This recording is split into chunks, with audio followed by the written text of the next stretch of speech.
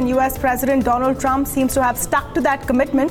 The United States has stopped all military aid to Pakistan as it failed to clamp down on terror funding. So what will this latest move mean for bilateral ties between America and Pakistan? What kind of impact does it have on India? To talk about this, I'm joined now by Michael Kugelman, Deputy Director of the Asia Program and Senior Associate for South Asia at the Woodrow Wilson Center.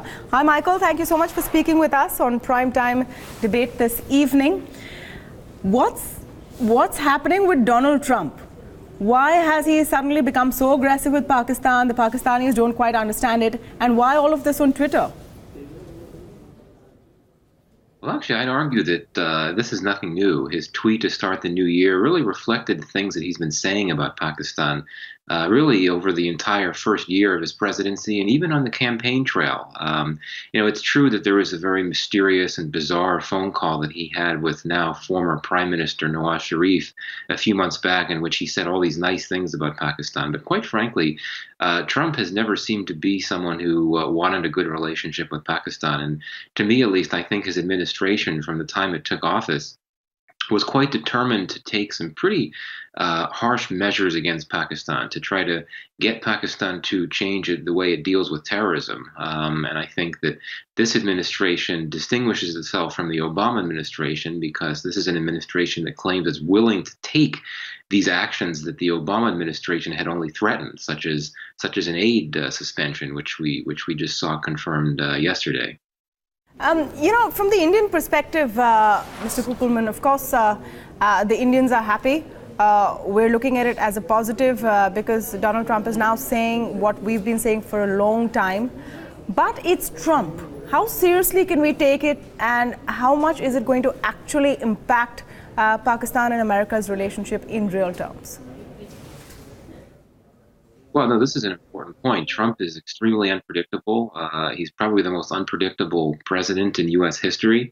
And we really don't know exactly what's going to happen from here. I mean, clearly there's been this aid suspension. We're going to have hundreds of millions of dollars in assistance to Pakistan suspended indefinitely.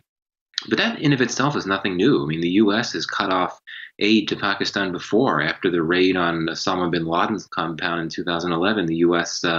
Suspended about $800 million, and nothing really changed in terms of how Pakistan deals with terrorists. I think the question is what happens next. Is this administration willing to go further and take harsher measures, such as, for example, expanding drone strikes in Pakistan, or revoking Pakistan's non-NATO ally status, or even designating Pakistan as a state sponsor of terror? Now, if the administration were to resort to those things, then we'd be in uncharted territory. These would be things that have never happened before.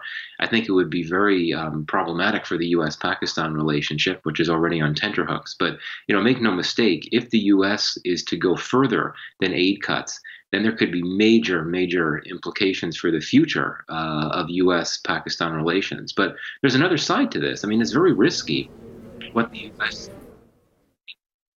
do. If it takes more harsh measures, I would suggest that Pakistan is not necessarily going to respond well to pressure. And if it feels sufficiently provoked, it's not going to loosen its ties to terrorists. I would argue that it could tighten those ties to terrorists, which could obviously make the U.S. war-fighting operation in Afghanistan even much harder than it is, because Pakistan could simply tighten its links to the Haqqani network. And unfortunately, it could also mean that Pakistan could tighten its links to Lashkar-e-Taiba and Jaish-e-Mohammed. As you know, these terrorist groups in Pakistan that target India. So there are a lot of risks here, and I think we shouldn't just see this as a simplistic issue of a good thing happening, that the Trump administration is finally taking a harder line against Pakistan. It's a lot more complicated than that. And the Trump administration, in the end, may restrain itself. I mean, it realizes that Pakistan could retaliate in ways that could be problematic for U.S. interests. I mean, Pakistan could well shut down the supply routes on its soil that are used by NATO forces to get to Afghanistan. That would be really problematic for U.S. warfighting efforts in Afghanistan. So for all this tough talk, and even though we had this major aid suspension yesterday, I think the Trump administration may not necessarily go as far as it suggested it may, and as far as many people here in Washington and certainly in India and in Afghanistan are hoping as well. There's another factor to this entire story, Michael, and that's China. Does Pakistan really need US aid as much as it did, considering its increasing dependence on China, the increasing friendship between China and Pakistan? Has that sort of changed the equation? Well, this is a good point. Clearly, I mean, Pakistan does not need American aid because Pakistan could easily compensate by going to China. You know, we're talking about cutting off, we don't know the exact figures yet, but at the most, you know, the U.S. could be cutting off about $1 billion in security assistance to Pakistan. Well, you know, Pakistan is going to be getting more than $60 billion from China through the CPEC, the China-Pakistan Economic Corridor. So clearly the money will continue to come in. You know, Pakistan could simply look to China and also Saudi Arabia, for that matter, to fill in the gaps when it comes to the need for military assistance. So this is another issue that gets to the point of, in my view, cutting off aid to Pakistan is not necessarily going to make Pakistan change its ways. I mean, it can very easily weather this aid suspension by looking to the Saudis, and particularly to its long-standing allies in Beijing.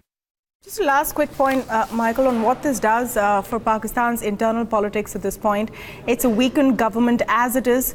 Does the Trump administration's aggression at this point weaken their position further vis-a-vis the military? Well, unfortunately, the Pakistani government is already a complete shadow of its former self. I think that the Pakistani army has been controlling things behind the scenes for many months. And I would actually contend that, unfortunately, the government in Pakistan now is effectively a non-entity. I think that, you know, it's a period of flux because, as you know, there's a national election coming in Pakistan within the next few months. And I think that the government is thinking a lot about campaign mode. And for that reason, you know, you're not going to find many politicians, whether in the ruling PMLN party or in the opposition or anywhere in Pakistan, that are going to want to look like they're willing to concede to what the U.S. is asking it to do. It doesn't play well politically in Pakistan to look like you're receptive to American demands. And that's why it's very notable what former Prime Minister Sharif said in recent days. He basically said that we need to do more about this militancy problem, and we're causing a lot of problems by not doing so. That was a very bold statement for the former Prime Minister of the ruling party right now. So bottom line is, yeah, this aid cut will, you know, if nothing else, make the military in Pakistan even stronger than it already is. But at the end of the day, the government, unfortunately, in Pakistan simply does not have the clout, the influence, the strength to be seen as a credible player at this moment in time. All right, thank you so much, Michael Kugelman, for your time. Very incisive analysis on what's going on, largely on Twitter, between Donald Trump and the Pakistani government. That's all the time we have this evening on Primetime Debate, but you can catch any of these shows on YouTube, Facebook, and our Twitter handles, and of course on BloombergQuint.com.